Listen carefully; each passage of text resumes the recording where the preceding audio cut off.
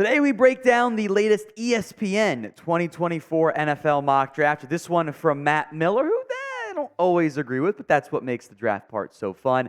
Is worth mentioning here off the top, the draft order is based on ESPN's FPI, not the current order.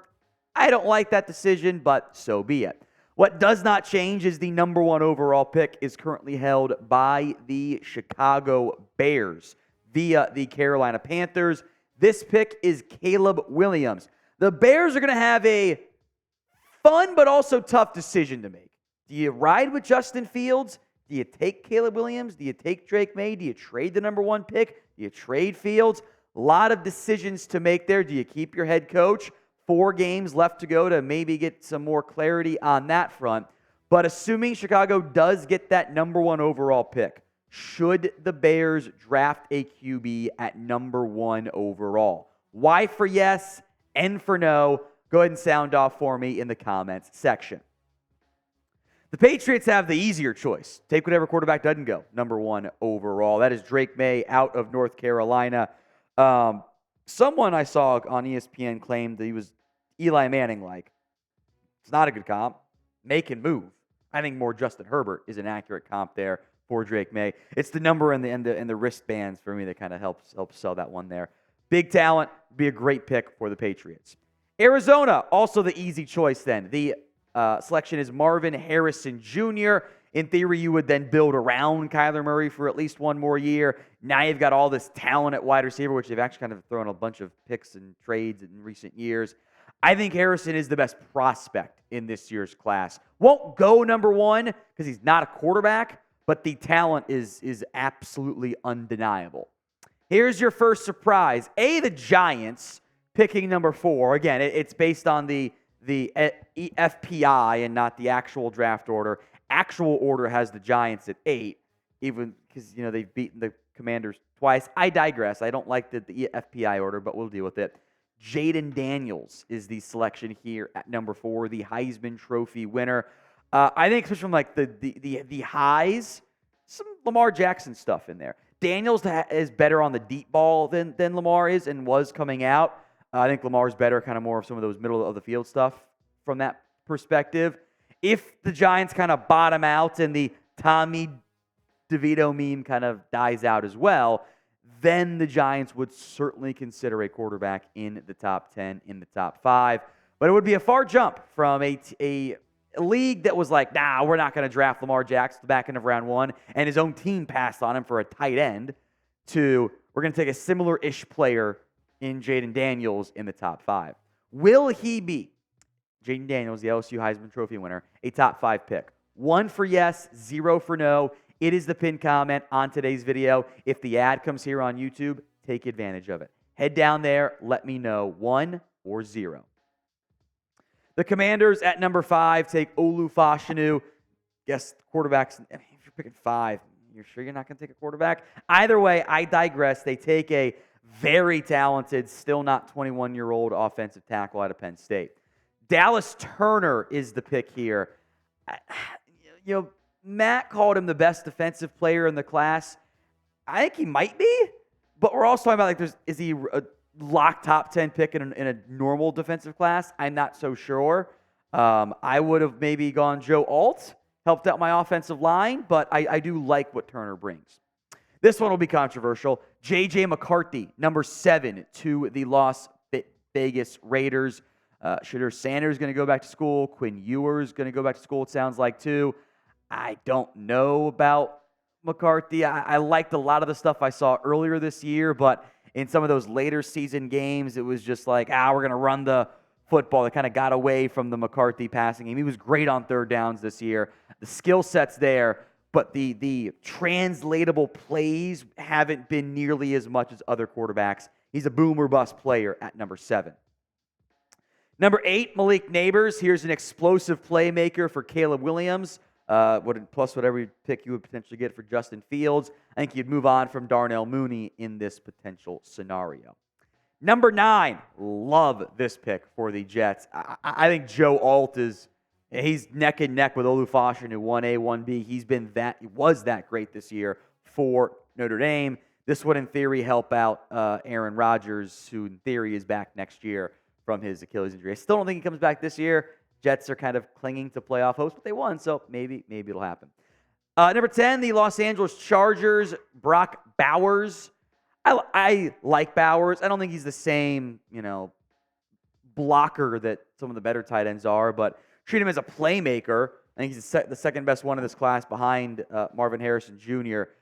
Tight end's not the biggest need for LA, but it's not a great defensive class, and Bowers is kind of I don't know who to send to this team, so I'm going to give them the best player on the board mock draft pick at this stage. Now, who here has had a stressful time trying to buy tickets for a last-minute sports, music, comedy, theater event, whatever? If that is you, well, fear no longer. Game Time is here with killer deals, all-in prices, views from your seat, last-minute deals, and their best price guarantee. Game Time, simply put, takes the guesswork out of buying tickets to your next big event. You can see the view from your seat. Just kind of take the phone and move it left, move it right, up, down, whatever, and you'll get a great feel for where you're actually going to, especially if you're going like maybe on a road trip to a stadium you'd never been to before. You want to get a better feel for where you're actually going to sit. They've also got zone deals, which is you pick the section and Game Time picks the seats. That's an average of 18% savings when you go that route. We're also giving you $20 off by using promo code NFLChat when you download the Game Time app at gametime.co and create your account.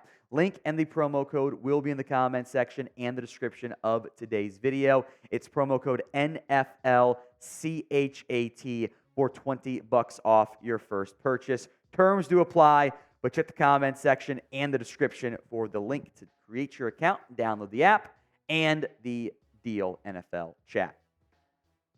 Terrion Arnold, number 11 here. I guess I'm now in the minority that I like Kool-Aid McKinstry more. It's not a slight on Arnold. I think he and A.J. Terrell are a really good 1-2 punch moving forward at the cornerback position for the Atlanta Falcons. So no major complaints on that front. I don't know if Jeffrey Okudah is really going to be a long-term piece for them. Jared Verse, again, really weird to me how lowly Seattle is viewed by FPI, but Seattle's 6-7, so it happens. Someone's got to be in this 6-7 range. Jared Verse at FSU. The Seahawks have invested a lot in the defense, and they've not gotten the best results. So throwing picks at it, I think, does make some sense. Keon Coleman to the Saints here. We'll go back-to-back with the Pittsburgh Steelers taking Rome Odunze out of Washington. Both these guys are big-bodied, physical playmakers at wide receiver. I think I give this, I don't know who I'd actually take over Coleman and Odunze. Both guys are very talented players. If you're going to move on from Michael Thomas, move on from Deontay Johnson, could make sense for both those teams. All right, Tyler Guyton out of Oklahoma. The pitch here is going to put Guyton on the right side, which I think is fine. I think this is a little rich right now. Miller's kind of saying it's going to be a riser, so I appreciate the projection on that front. But the Rams do need an offensive line help, so I have no issues with the position. 15 seems a little bit rich for Guyton, for me at least at this stage. Could change, of course. Number 16, Kool-Aid McKinstry.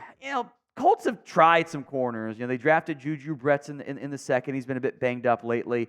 Jalen Jones actually played decently, but adding an impact cover corner in McKinstry, I think would be a really good thing. No picks this year, but teams aren't throwing his way. I think that should mean a lot in terms of evaluating these top-end cornerback prospects. Now, we want you to join us here on our NFL Draft YouTube channel for even more videos on team-specific coverage. We'll have a Commanders mock draft for you, and we will have a more general NFL draft coverage too. Hit that sub button right now. Here's your first major surprise of this mock draft, and it's Rakestraw out of Missouri. Denver has two good corners, Pat Surtain and Jaquan McMillan's played great. The other outside corner is a question mark on for coverage help there. I like Rakestraw. He checks off my box of LSU did not throw his way at all, as Matt points out. There was one target, that was it. I just, 17 is early. In a mock draft that does not feature Cooper DeJean, but by the way, I think that's a mistake. Number 18, Jayden Newton out of Illinois. Receiver could be an option. Two guys going to be there. I like adding a bit of an undersized but disruptive defensive tackle. I like Newton a lot. And then you'd eventually move on from B.J. Hill, play both guys for the time being. I'm actually on board with this pick. Number 19, and this is kind of a back-end wide receiver fest, and this 8 receivers taken, which would be the most ever in a draft. Xavier Worthy, big play machine. I do get a little bit anxious about, he's listed at 172. It's not a very big frame there. This is your Mike Evans replacement.